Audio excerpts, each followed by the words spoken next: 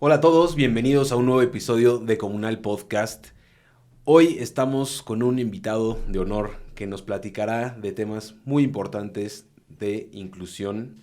Seguramente han escuchado de una condición coloquialmente llamada huesos de cristal, pero el nombre original es la osteogénesis imperfecta y es una enfermedad que hace que los huesos se rompan o se fracturen fácilmente. Hoy nuestro invitado especial es Pablo Silva, quien es activista por los derechos de las personas con discapacidad y especialista en temas de diversidad e inclusión.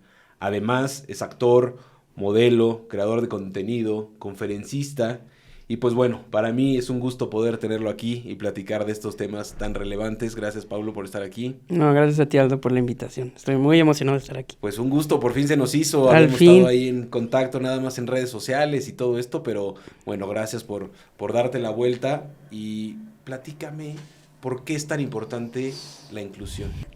¿por qué es tan importante la inclusión?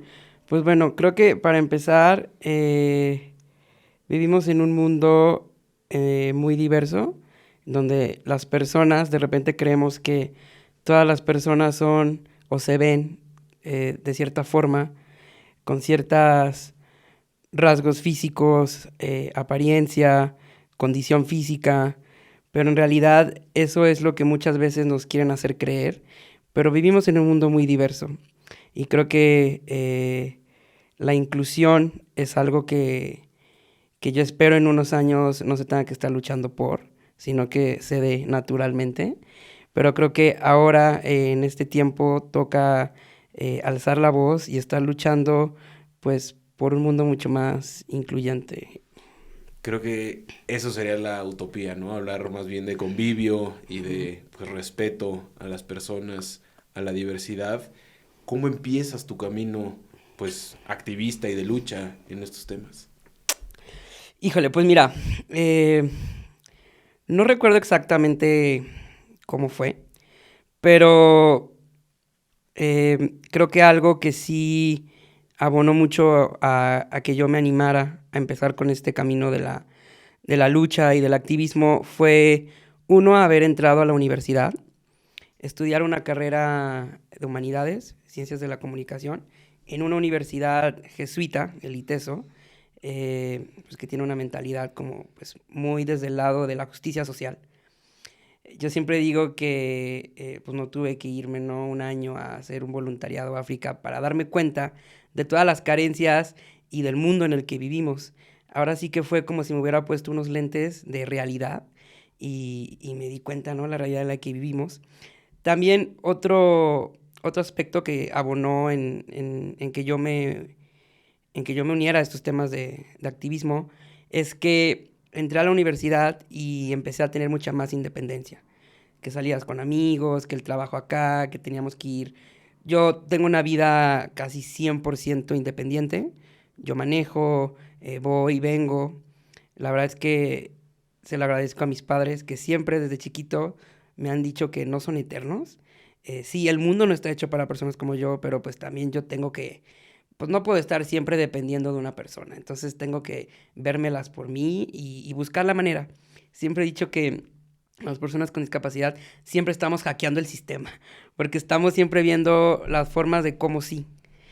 Entonces, pues a mí me frustraba mucho que en la universidad tenía que ir a algún lugar o tenía que ir, no sé, a la papelería o que nos vemos en tal café o voy, vengo y siempre me topaba con algo, ¿no? Con barreras físicas, pero también con barreras sociales y actitudinales de las personas. Creo que esas son las tres principales barreras que he notado.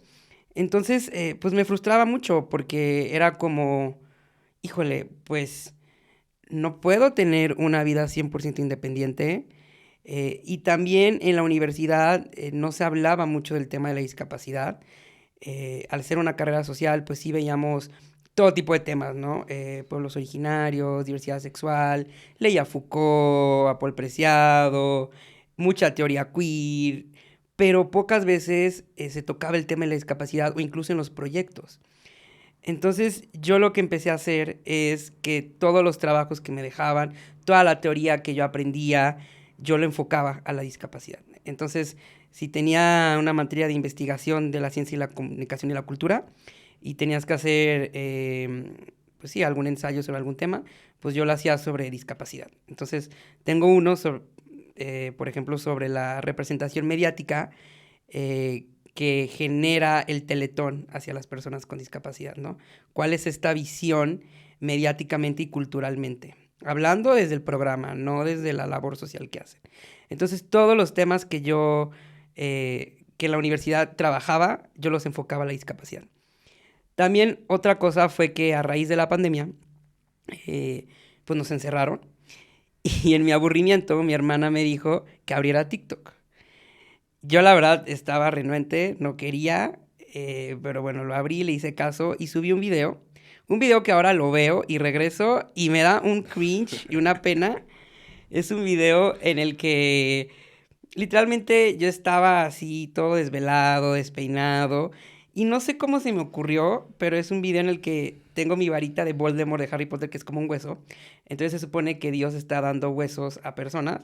Entonces se supone que Dios me da a mí un hueso, pero dice no, para ti no, como un hueso común y corriente. Entonces ya subí ese video, muy chistoso, apagué mi celular, me fui a dormir y al día siguiente ya tenía 500,000 de reproducciones. Órale.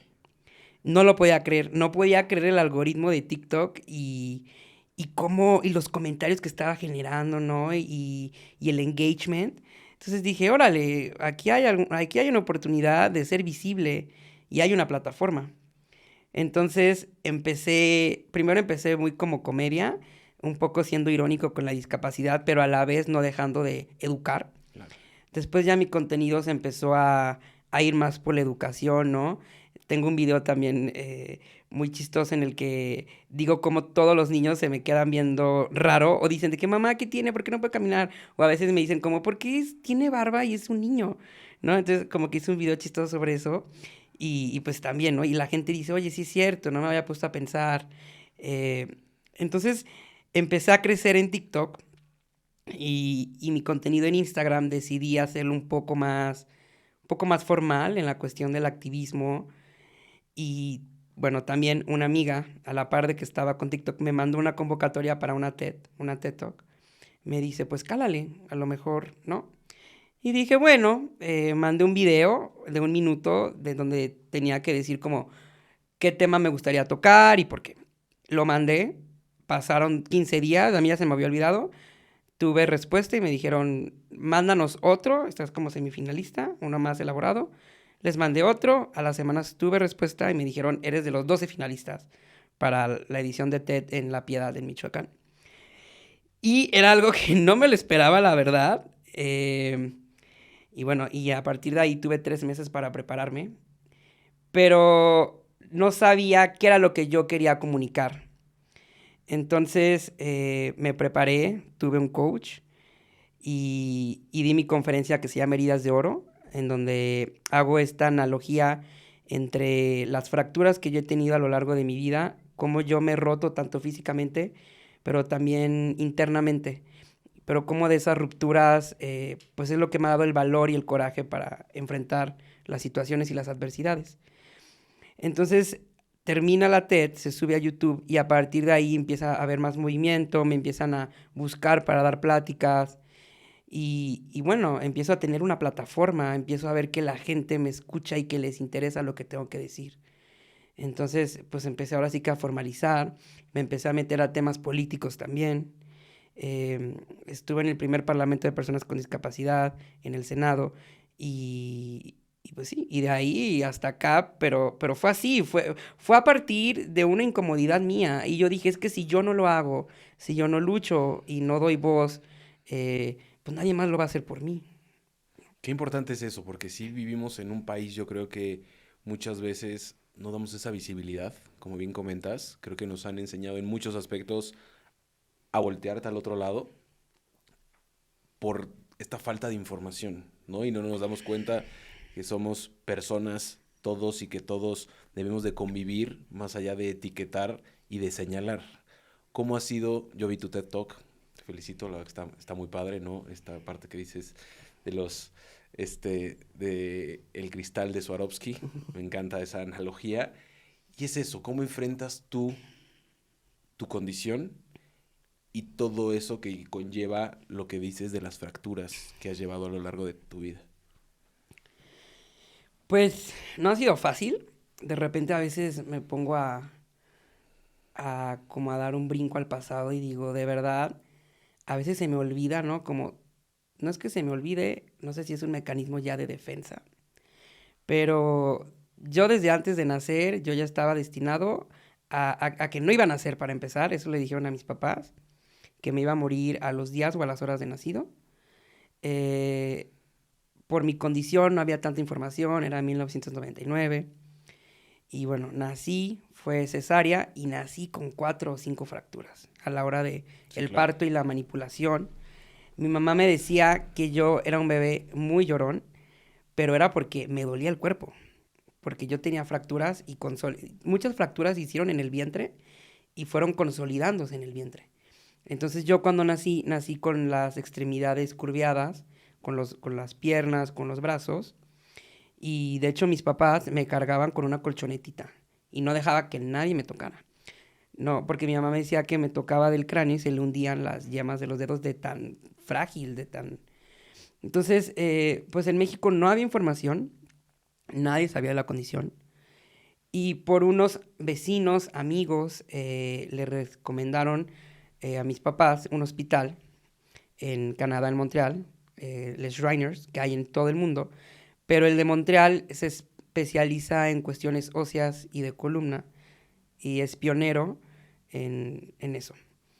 La verdad es que también es muy importante decir que soy una persona privilegiada y tristemente en vivir con una discapacidad en el mundo y en México, pues es sumamente caro. También yo siempre he dicho que es un tema de clase y es un tema tristemente en donde no todas las personas tienen las mismas oportunidades.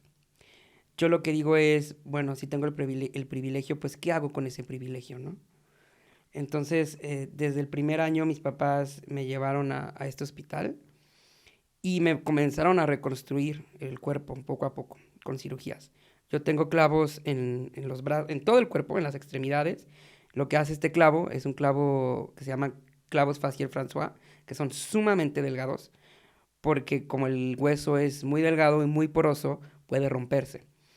Lo que hace el clavo, lo meten dentro del hueso, se tiene que romper el hueso a la mitad para meter el clavo en medio y eso hace que pues o sea, que esté el hueso como firme y así evitar las fracturas. Entonces, así empezó mi reconstrucción. Había años en los que me operaban 2, 3 veces al año, pero conforme iba creciendo, una vez que ya tenía clavos en todo el cuerpo, pues había otro tema, que los clavos no crecen. Entonces había que estarlos cambiando. Entonces había veces en las que de repente, me acuerdo perfecto, era que tenían ya unos 6, 7 años y yo volteaba a verme la pierna y ya tenía como una montañita en la tibia y era porque el clavo ya estaba saliendo. Porque como mi pierna crece, el clavo lo que pues queda chico. Entonces sale de la piel. Entonces había que estarlos cambiando. Y imagínate, era cambiarlos de los brazos, de las piernas, del fémur, de la cadera. Entonces era, híjole, mandar un correo a Canadá, no es como que te daban cita en un mes. Yo estaba en un programa que era de internacionales, en donde fui un conejillo de indias, porque ahí lo que pasa es que el tratamiento es gratuito, los viáticos sí corren por mi cuenta, pero también estudian conmigo, porque también ese hospital es un centro de investigación sobre la osteogénesis imperfecta. Entonces constantemente están recabando pruebas, evidencias científicas de personas con osteogénesis, pero de todas partes del mundo. Entonces, lo que les interesaba de mi caso es que en México hay mucho sol y para las personas con osteogénesis es muy importante la vitamina D, porque es un absorbente de calcio. Y querían ver como cuáles son las alteraciones de una persona en México, una persona en India, en Estados Unidos, cómo va evolucionando. Porque todas las personas con discapacidad tienen historias diferentes y ningún caso es igual. Entonces había veces en las que me operaban y de repente me sacaban un pedazo de hueso, un pedazo de piel porque lo mandaban a estudiar. Esa era la condición. También antes de que entrara a cirugía les hacían firmar a mis papás una hoja de consentimiento que si me llegara a pasar algo en la cirugía, porque si eran cirugías, la más larga que tuve fue de la cadera, que es muy compleja, y del fémur, y fue de 8 horas. Entonces firmaban una carta en la que, imagínate qué fuerte. Y yo cuando cumplí 18 años me tocó a mí firmarla. Y yo le decía a mis papás, ¿yo por qué voy a firmar esto que dice que si me desangro, que si me muero, pues no es su problema? Porque yo estoy en un programa en el que sí tengo ciertos beneficios, pero pues ahora sí que es mi responsabilidad. Entonces, pues así fue mi infancia. Y a la par de las cirugías, también eran fracturas, porque también fui niño y también jugaba. Y tampoco se trataba de que mis papás me tuvieran en Sí, una claro. cajita, nadie me toque, no salgas. Creo que también la razón por la que soy así de independiente, así de outspoken, es porque mis papás hicieron muy buen trabajo conmigo y nunca, desde chiquito nunca hicieron tanta diferencia. Sí me decían como, a ver, tienes que cuidar tu cuerpo, tienes esto, pero tú no eres menos y no eres diferente a tus primos y tienes las mismas oportunidades y haz que tu voz sea reconocida. Entonces, pues desde chico también incluso nunca sufrí bullying porque nunca me dejaba y también siempre, mi mamá me dijo que empecé a hablar desde antes del año. Porque también creo que mi cerebro, pues maduró un poco más y porque yo siempre me quedaba con los adultos, cuando todos los niños se iban a jugar luchitas o a la casita, yo me quedaba escuchando las pláticas de los adultos, en la carriola. O sea, estuve en carriola como hasta los 10 años, imagínate.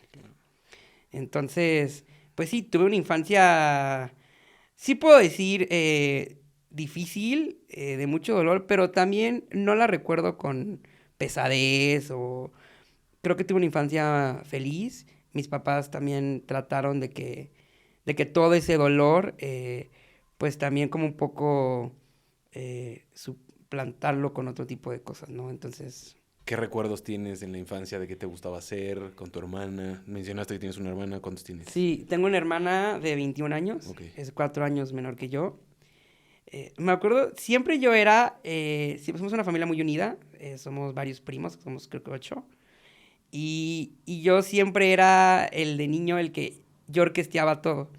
Entonces estábamos jugando en el cuarto y yo les decía qué hacer, les decía de que no luchen, no aviéntense de la cama y yo me la pasaba viendo. Y yo desde chiquito tenía estos aires como de director, ¿no? Y de mandar y de decir y era el que ponía la música. Y tengo un primo que soy muy allegado a él, es un año menor que yo. Mientras mis otros primos iban a jugar fútbol, iban a hacer cosas extremas, él se quedaba conmigo jugando videojuegos. O se quedaba conmigo jugando. A mí me encantaba jugar Barbies de niño. Ujú. Pero mis papás, pues ya, pues eran otros tiempos, me decían que no, eso no eran cosas de niños.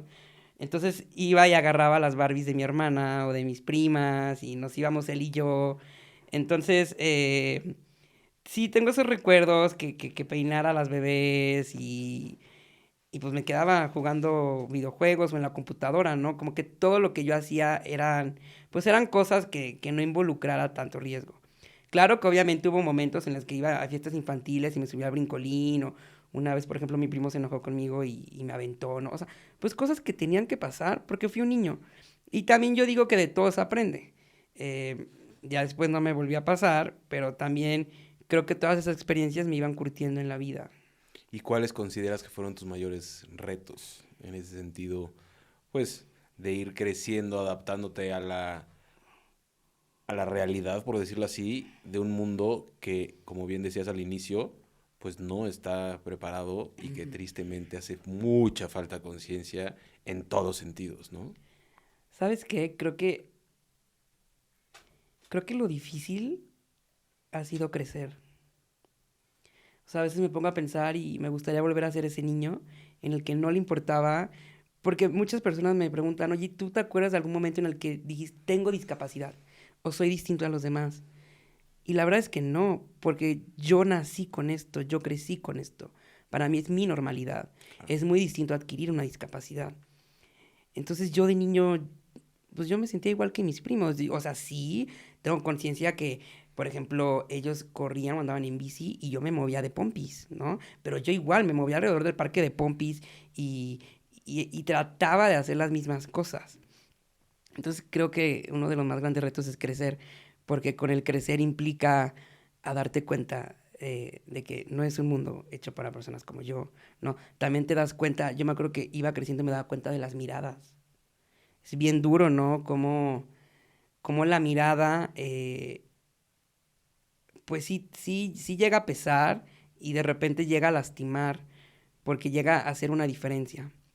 También el crecer implica darte cuenta que pues hay pocas oportunidades, que el mundo muchas veces no es como quisiéramos que fuera, eh, que te vas a enfrentar con muchas barreras, pero que de todos modos toca seguir creciendo y no puedes regresar el tiempo. Entonces, y me sigue pasando, ¿eh? O sea, entre más crezco, creo que se sigue poniendo más duro. Porque me pasó hace un año que me gradué y fue como, híjole, ¿ahora qué voy a hacer? Ya no tengo algo seguro que es ir a estudiar, ¿no? Tengo un horario, no tengo que igual y preocuparme tanto por buscar una chamba, pero se acabó la universidad y yo sí entré en depresión, porque pues yo terco, ¿no? Mandando CVs y me encontraba con cosas como, oye, pues sí, nos gusta tu perfil, pero fíjate que es en una tercera planta, no hay elevador y para entrar al baño hay un escalón, pero sí te contratamos. Y ya, no, pues chingo a mi madre, ¿no? Es Sí, como... pues sí.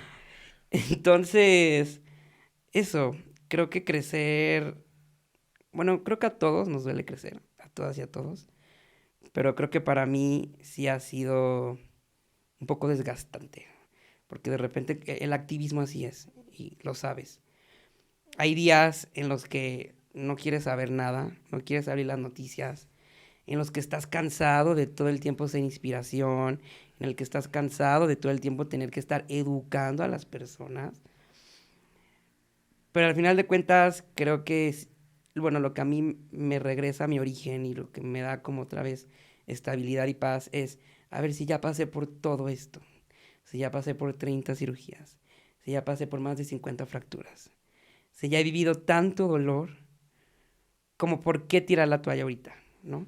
Y seguro me atrevo a decir que te llegan muchísimos mensajes, muchísimos, ¿no? Esta plataforma que para bien de las redes sociales, creo que ese es el propósito, ¿no? Que la gente conecte con tu historia, que conecte, bien lo decías ahorita, soy esa parte de inspirar, ¿no? Y también se vale estar, este, pues sí, demostrar que también estás vulnerable en ciertos aspectos, pero cómo te trabajas tanto en ti mismo, ¿no? Para tener siempre esta actitud, pues, tan maravillosa que te admiro, de verdad, y lo veía en la TED Talk de cómo demostrar que, pues, la vida es un regalo y que más allá de la condición, pues hay que aceptarlo y transmitirlo de una manera, pues, como tú lo logras.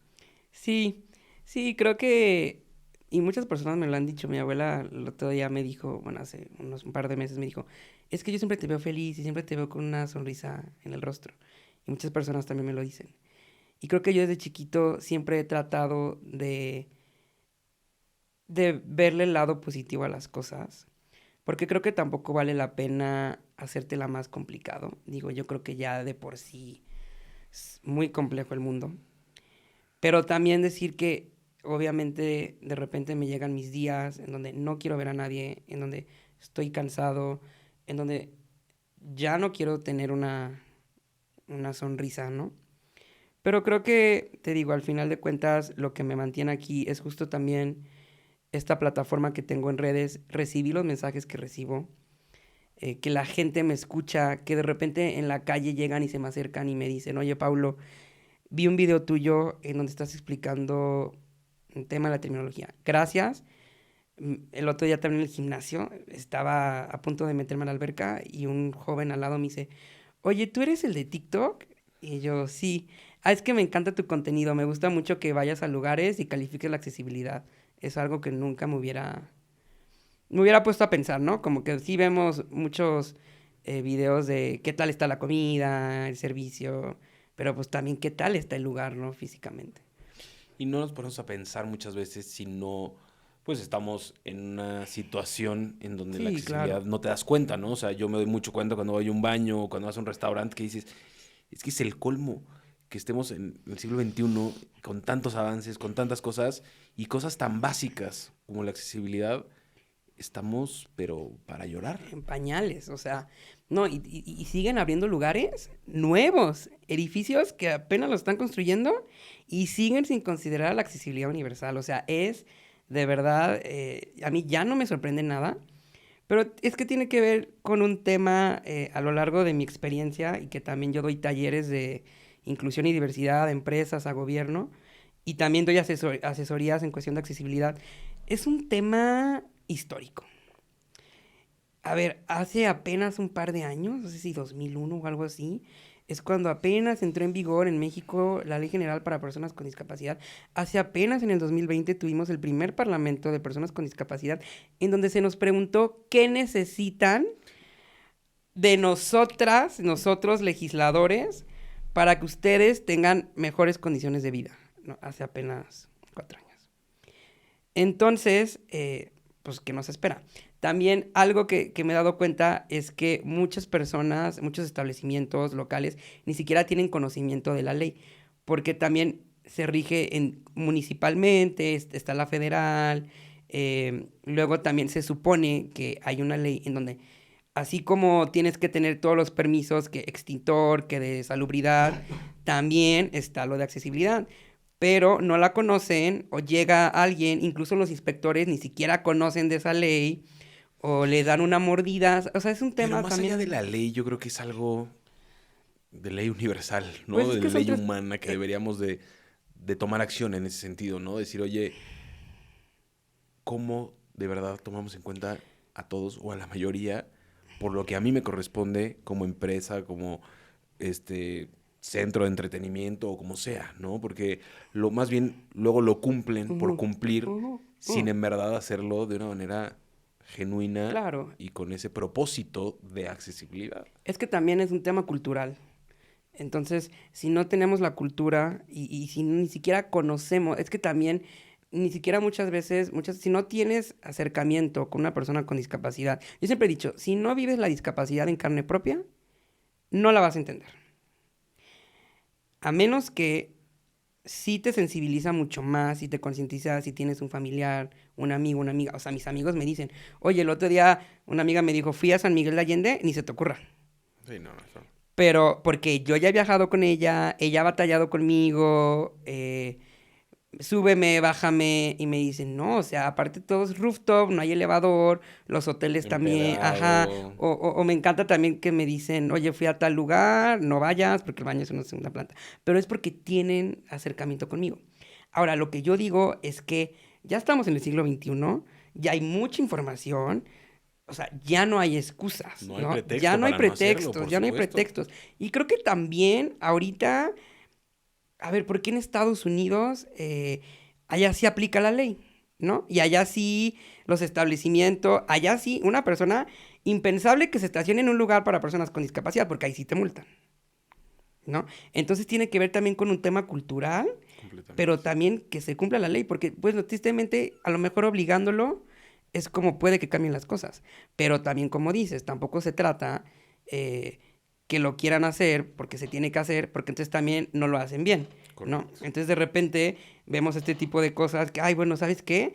Construyen un edificio o hacen una banqueta y llega el inspector o llega una persona con discapacidad y dice, ah, no, man, mi rampa. No, bueno, pónmela. Y la ponen, ¿no? Y así de Sí, 90 sí, sí, grados. sí. Y es porque no se piensa desde un inicio. Más allá de la inclusión en temas justamente de una condición física o alguna discapacidad, pues tú también alzas la voz y tienes una lucha constante en temas de LGBTQ+. Platícanos más de eso, porque creo que es algo que sí se ve por muchos lados, ¿no? O sea, creo que el tema del Pride, el tema de hay mucho ruido detrás, pero qué tanto es vivirlo, por un lado, Ujú. y pues esta parte de que pues tú haces la lucha por ambas, ¿no? Causas.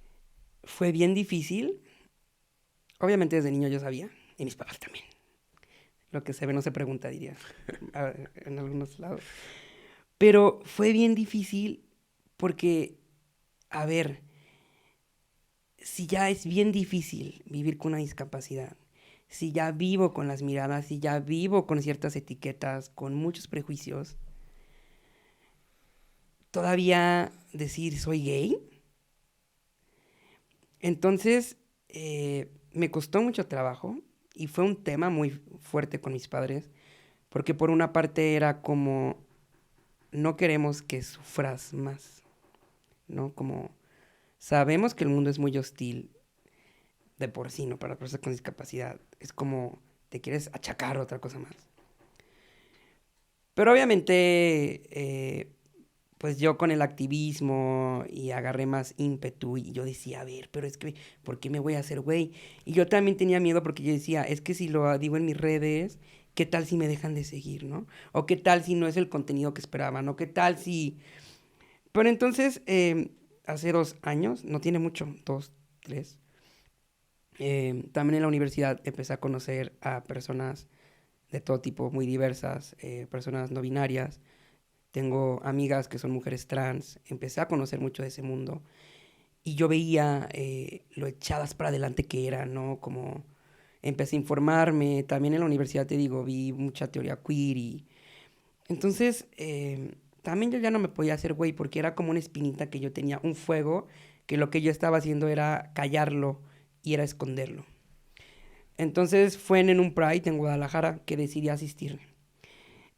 Y decidí asistir en contra de la voluntad de mis papás, ¿eh? Yo les dije, lo siento. Pero ellos ya sabían. Sí, ya sabían. Pero lo que no querían era como, no, pero es que ya lo vas a hacer oficial. Y les dije, pues lo siento, yo no puedo. Yo me sentía que estaba siendo traicionado conmigo mismo y con las personas, porque si yo estoy luchando por algo que es de justicia social, ¿por qué no voy a luchar por otra cosa que soy? Claro. ¿No?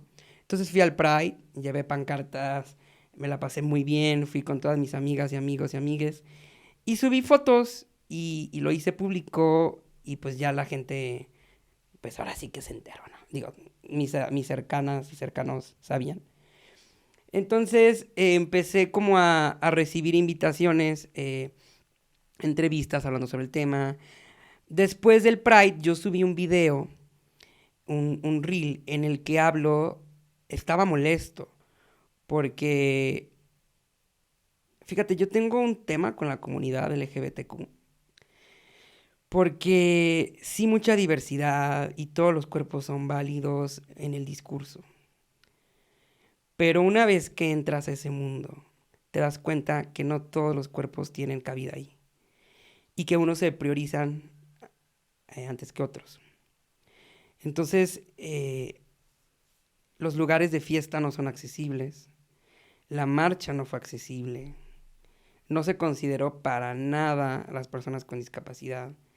Me invitaban a foros y también era como no consideraban. Eh, También para mí el tema como de datear y la cuestión romántica, pues también, ¿no? Es como existen muchos prejuicios y, y sobre todo con la comunidad gay es como...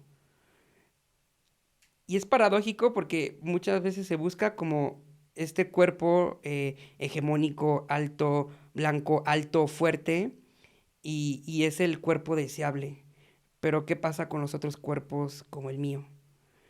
Entonces, para mí sí fue un descubrimiento. Toda la parte de la universidad fue un descubrimiento sexual también.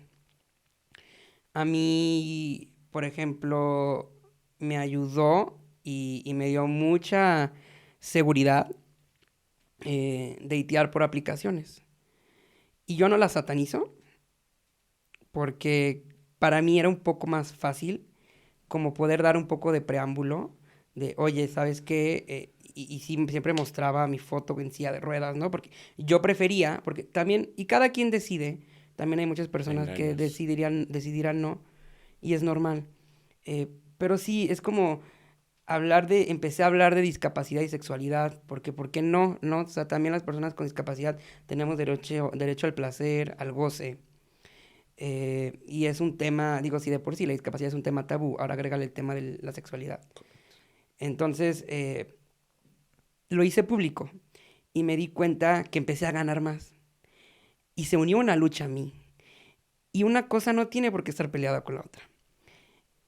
Y a esto se le llama interseccionalidad. Y, y es que así somos todas las personas. Y es que muchas veces encajonamos, ¿no? Y pensamos, es que es una persona con discapacidad.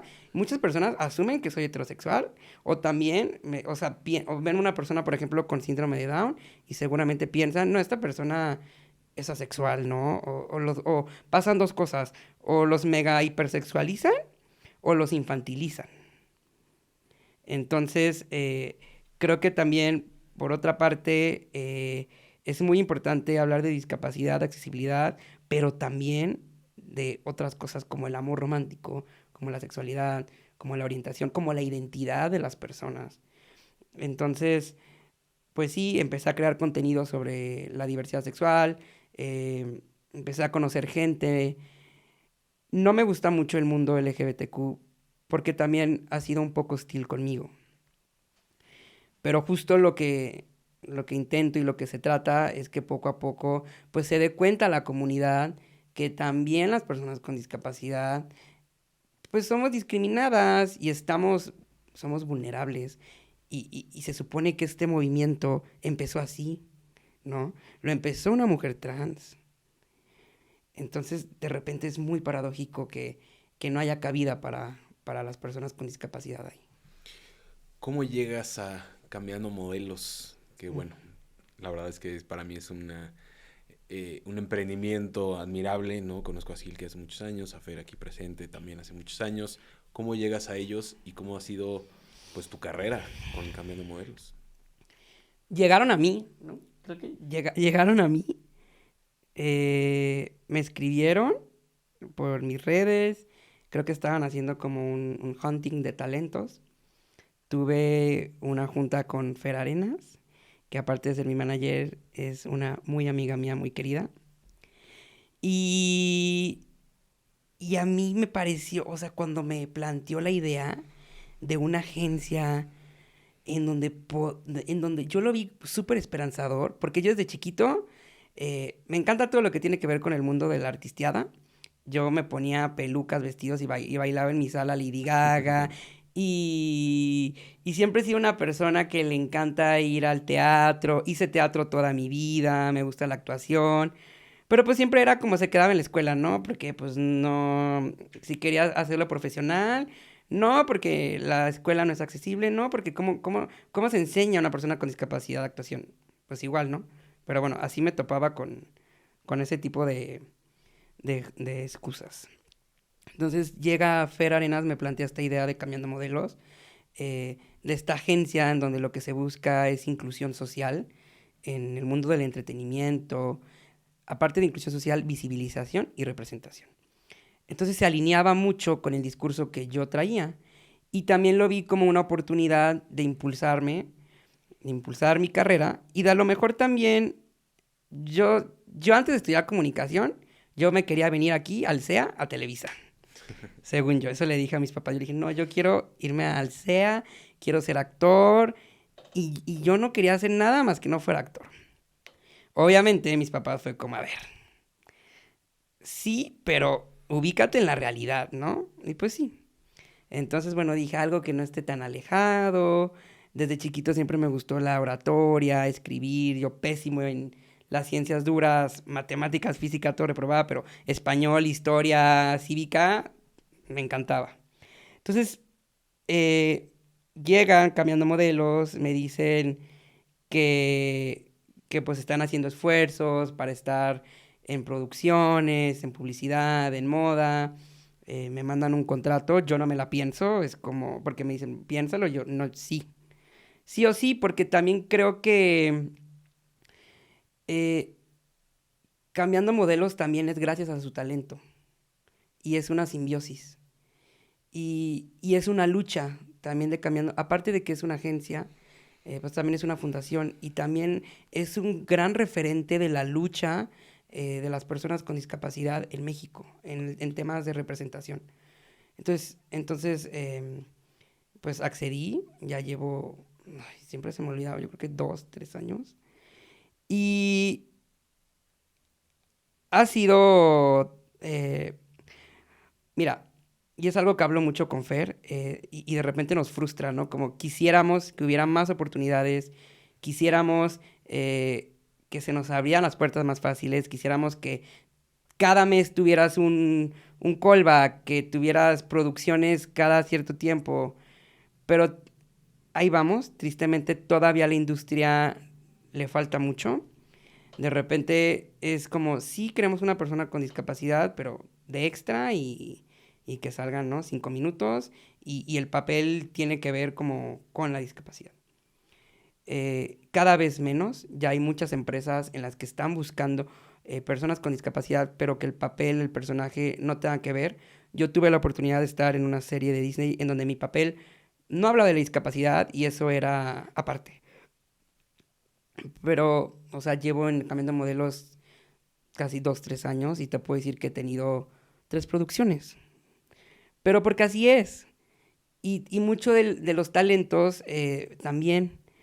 Pero también lo valioso es que estamos ahí. Es que es una agencia que es referente en Latinoamérica y que cada vez está creciendo más. Y que también aparte de la representación, también están educando, porque también aparte educan a las producciones de decir, oye, hay talento, oye, hay belleza en la diversidad. Entonces, pues yo soy un gran aliado de Cambiando Modelos y yo estoy muy agradecido de que exista y de que esté presente. ¿Con qué sueñas y qué te gustaría en los próximos años alcanzar, ¿no? Con esto que ha cambiado tanto tu vida, te graduaste hace poco apenas, ¿no? Pero pues estás agarrando pasos firmes pues en un sector que te gusta y que te apasiona y qué bonito poder hacer lo que te gusta y lo que te apasiona. ¿Con qué sueñas? Sueño, sueño que no tenga que estarme preocupando todo el tiempo por mi futuro, por si voy a tener una estabilidad económica, por si de repente las condiciones no se dan, porque creo que todo el tiempo, que es parte de mi miedo de crecer, es como mi vida siempre ha sido claros y bajos, porque también de repente puede pasar una fractura y es parar mi vida por completo. Hace el último semestre de la universidad me fracturé un brazo, no podía darle a la silla de ruedas, entonces es perder mi independencia. Entonces, pues tener primero salud, porque sin salud no puedo cumplir mis metas y mis sueños. También sueño con que, con que vivamos en un mundo mucho más incluyente, con menos prejuicios, que se nos den más oportunidades y, y que volteemos a ver al otro eh, pues con otros ojos y que podamos hacer las paces e integrarnos más como sociedad. ¿Y quién te inspira? ¿Quién puede ser este modelo pues de persona que te inspire? Yo creo que muchas personas me inspiran, hay muchas personas que están haciendo un gran cambio allá afuera. Tengo muchas y muchos amigos activistas que se dedican a lo mismo. Yo creo que ellos, no creo que no solo una persona, creo que toda la comunidad con discapacidad que está luchando, porque estamos resistiendo también. Y yo a partir de que entré a este mundo, yo no tenía amigos con discapacidad. De repente también piensan que, me decían muchos, es que yo pensé que solamente te juntabas con personas con discapacidad y le digo, ¿por? Y fue a partir que empecé con el activismo que conocí a varias personas de distintas partes de la República, ¿no? A María Ángel, a Fer, personas que quiero mucho y que estamos haciendo pues un trabajo que muchas veces es gratuito, ¿no? Pero así es el activismo, que es cansado, pero se siente bonito al final del día tener conversaciones con ellas y con ellos y decir, no mames, estoy cansado de tener una discapacidad. Estoy cansado de todo el tiempo encontrarme con barreras y sentirnos identificados. porque atravesamos los mismos dolores, las mismas dificultades.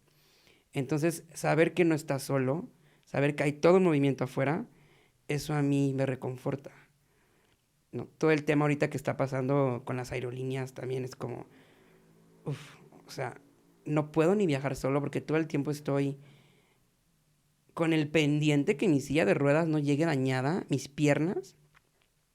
Entonces, saber que hay una comunidad que te respalda y que si algo pasa, podemos hacer esto arder y hacerlo mediático, y que cada vez, incluso los medios de comunicación, personajes públicos, están volteándonos a ver y también están dándole visibilidad a nuestra causa. Yo siempre he dicho que las personas con discapacidad solas no podemos. Necesitamos aliadas y aliados. Correcto. Este es un movimiento de todas y de todos, porque si nos quedamos solamente la comunidad, pues no se va a hacer mucho. Necesitamos voces, empresas, sociedad civil, gobierno, instituciones, todas las fuerzas, unirnos como uno. ¿Dónde te puede encontrar la gente y cómo te puede buscar? En Instagram estoy como Paulo-Silva23. En TikTok igual, Paulo-Silva23, pero con un 4 al final. Y pues sí, esas son mis redes sociales donde pueden ver y encontrar y ver todo el contenido que genero. Síganlo, vale la pena, mucho contenido positivo y de valor. Súmense a este activismo, a esta lucha, quitemos estos tabús. Y mi querido Pablo, por último, si pudieras cambiar algo en México, ¿qué cambiarías? Creo que cambiaría...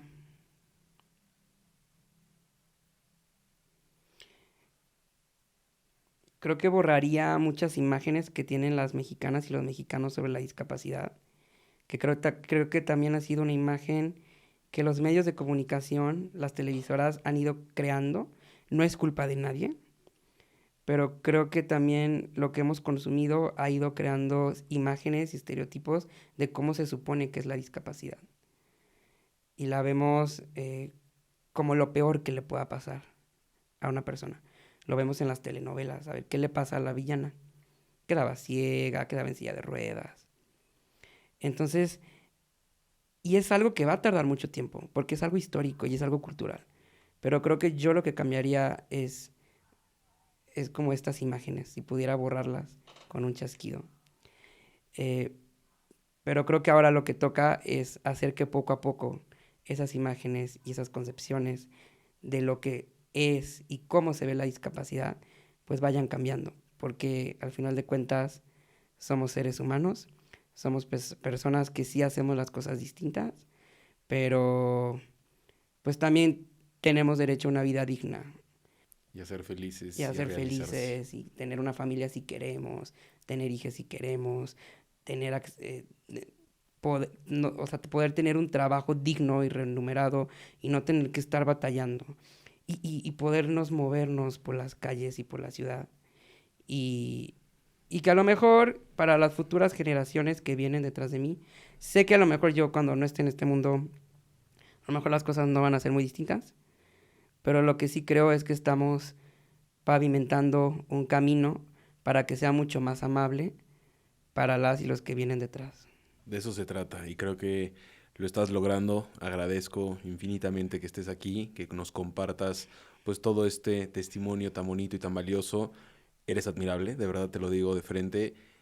Esa actitud, esas ganas, esa inspiración que aunque obviamente también haya momentos difíciles, creo que la vida, y lo decías en tu TED Talk, ¿no? Es más allá de salir de tu zona de confort y tú lo haces constantemente y creo que eso es algo que es de admirar a cualquier persona. Entonces, gracias por estar aquí y compartirnos pues lo más valioso que tenemos, que es el tiempo.